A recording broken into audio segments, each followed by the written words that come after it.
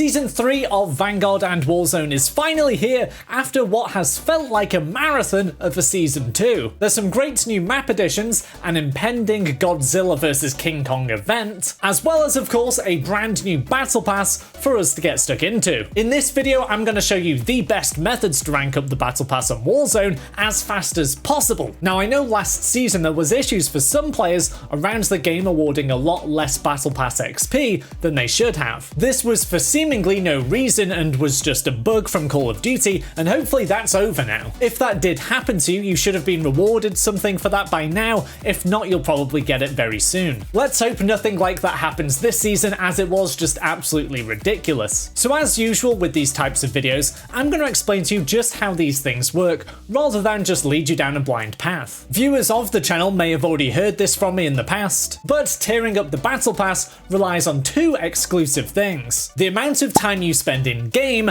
and the amount of XP that you earn. Out of these two elements, the time spent playing aspect is mostly responsible for progression rather than the XP that you earn, which is just kinda sad because it's more about the grind than your better performances, although they do help. Season upon season, tests of mine have shown it takes about 30 to 50 minutes to rank up a battle pass tier, depending on the amount of XP that you get. Then this amounts to about 50 to 80 in-game hours to complete all 100 tiers of the battle pass, and that's without buying or skipping any tiers or any double XP events. I know for some of you this will actually sound quite quick because of the bugs we experienced last season, but when all is working well, these are the times we can expect. So let's look at how we can be quicker to the 50-hour end of battle pass completion. As you can probably guess, there's not much we can really do about the time aspect apart from just play more. Although there is an AFK method to ranking up the battle pass which can work for a lot of people, and if you want to watch that video,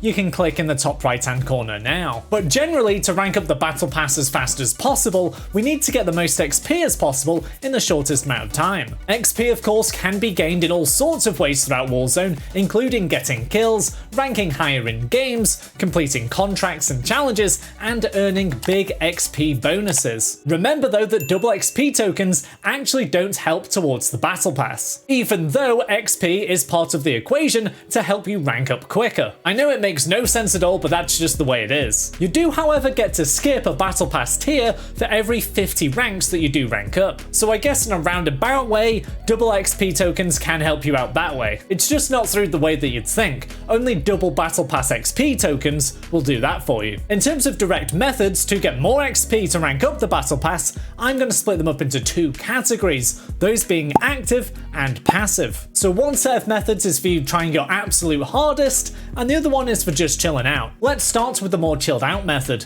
and for that we need to head into Plunder, whether that's on Caldera or Rebirth Island. This mode is great because it actually lasts quite a while, minimizing the time we spend in loading screens, which actually can be quite extensive, which gives us that in-game time we need to rank up the battle pass. On top of that, it offers some really easy XP routes as well. Warzone rewards you XP-wise for doing the objective over everything else, and the objective in Plunder is to collect the most amount of cash possible. So if you do collect a lot of cash and finish the game ranking highly or even winning the game, you'll get incredible amounts of match XP bonuses. And that's exactly what we want to do: collect a lot of cash and deposit it when we get the chance. You can get XP for each and every loot box that you do open, and then even more XP just for depositing that cash later in the game. This increases your chances of finishing higher in the match or even winning, which then gets you even more XP. The best places to land to do this are usually anywhere that's a little bit far away from the plane's flight path, and that's just because you'll have less competition for loot. On Caldera, I actually quite like Capital, just because there's actually a large concentration of loot around that area and usually not many players. However, any POI around the outskirts of the map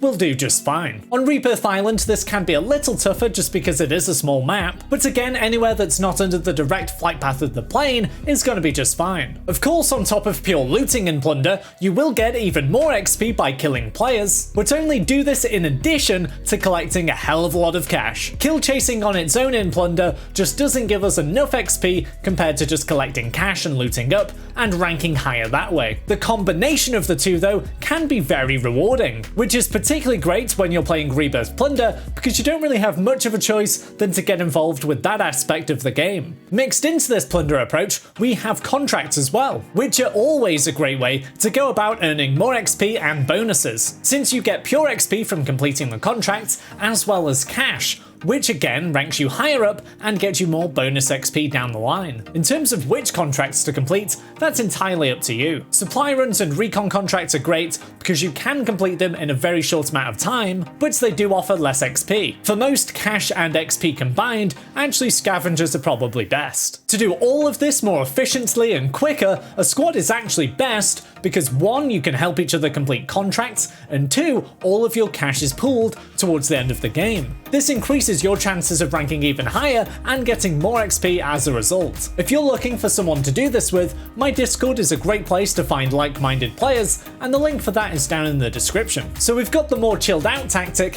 for ranking up the battle pass under our belts. Now let's talk about the tactic if you want something a little higher energy and quite possibly higher rewarding. For this we need to head over to Resurgence on Rebirth Island. As mentioned before, Warzone rewards us XP wise for completing the objective. In Plunder that was about getting cash. On Resurgence, it's about surviving until the end, winning the game, and bringing back your teammates. So that should be our sole focus. Now I know it's not groundbreaking to tell you to survive in what is essentially a survival mode, but valuing this higher than just kills alone is actually a great way to get more XP towards that battle pass. So I suggest dropping into your favourite area, Rebirth Island, and basically owning that part of the map. So maybe not being too aggressive, but certainly owning certain buildings and important lines of sight. Of course, this doesn't mean just camp and hide away completely. You still want to try and kill people and be in the game that way. With players flying back in so frequently, and the gameplay just being a lot more hectic in general, you're gonna find yourself in a lot of gunfights anyway. So there'll be plenty of enemies to kill and pick up XP that way. And of course, if you die in this mode and your team is still alive, you can just fly straight back down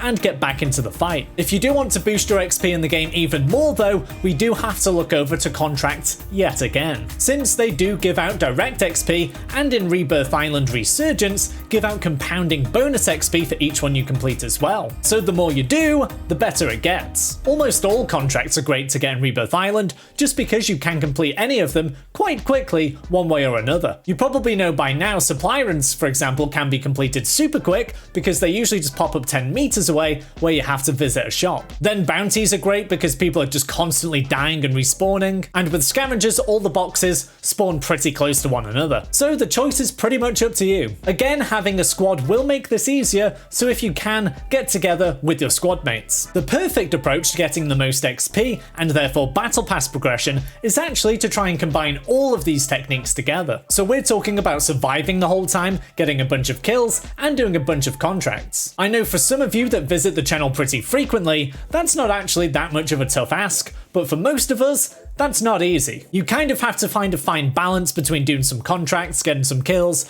and of course surviving. And that sweet spot only you can find, but just remember the objective gives out the most XP. The best method out of the chilled approach or active approach pretty much depends on your performance. If you're having fantastic Rebirth Island Resurgence games, that is without a doubt going to get you more XP than playing Plunder. However, on average, Plunder games are pretty consistent. It's very rare to have a bad XP game when playing that. So for me, if I'm focusing purely on the battle pass, I usually swap between the two modes, so a little bit of Plunder, a little bit of Resurgence. That way I can kind of average out the amount of XP and battle pass progression I do get, and again, without getting too bored. And remember to always be on the lookout for those double battle pass tier XP progression events. These usually occur every couple or few weeks now, and these will help you out massively. Not a lot has changed in terms of specific techniques compared to last season, but I do hope this video has helped you out towards getting that battle pass, progress that little bit quicker, and if you want to rank up weapons even faster in Warzone 2, make sure you do head over to this video. See ya!